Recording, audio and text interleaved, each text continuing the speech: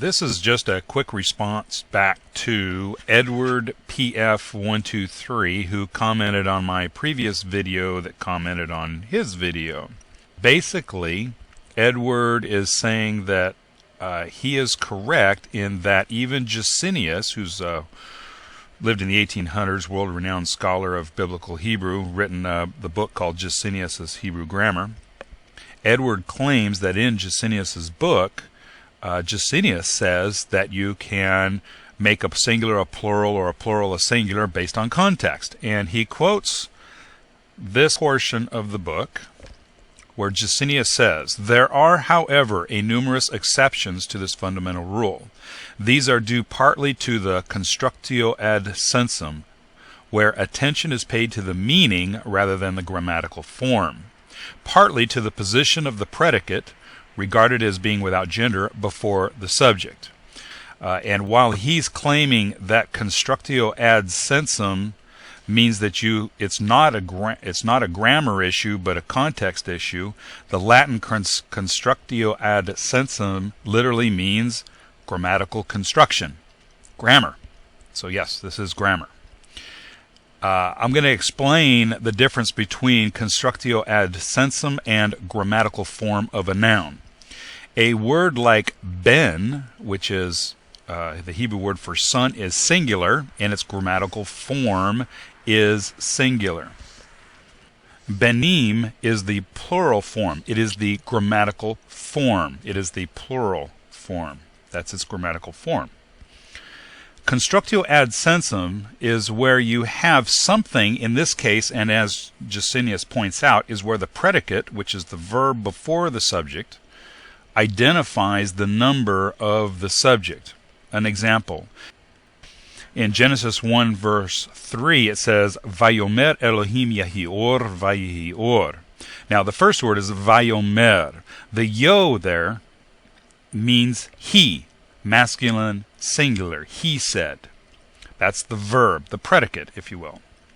Elohim is gods, plural. It is the grammatical form is plural. However, because the verb before it, the predicate that precedes the subject of the verb, is identifying the subject as a singular, the word Elohim must be understood as a singular, not a plural, even though the noun is a plural form. This is Constructio Ad Sensum. It is a grammatical construct. While the verb-noun relationship is one of the most common types, there are others, but they are all related to grammar, not context.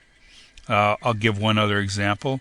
Genesis chapter 23 verse 17 says in the King James Version, "And all the trees that were in the field." Now the word for trees is eitz, and it's a singular noun. Actually, the plural form eitzim always means wood, never trees. So, eitz can be used for a tree, but it can also be used for trees. How do we know that this should be understood as trees in this verse? Because the word kol, meaning all, appears before it. Kol eitz. Now, if we literally translate kol eitz, it would mean all tree.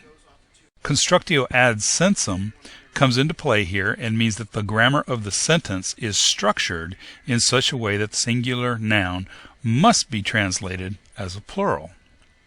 Now, if Edward continues to claim that Constructio Ad Sensum can apply to context alone, I would like him to give me proof, hard evidence from the scriptures themselves that can prove his point, instead of just simply claiming it. This discussion began with the use of the word unicorns, which the King James uses the plural form, unicorns, whereas the Hebrew re'im is in the singular. And Edward is attempting to simply justify the King James use of the plural. I open this back up to Edward if he can give me proof of why there should be a plural there, because there's no constructio ad sensum here. There is no grammatical form here. There is nothing in the grammar that would dictate translating the singular Hebrew ra'im as a plural noun.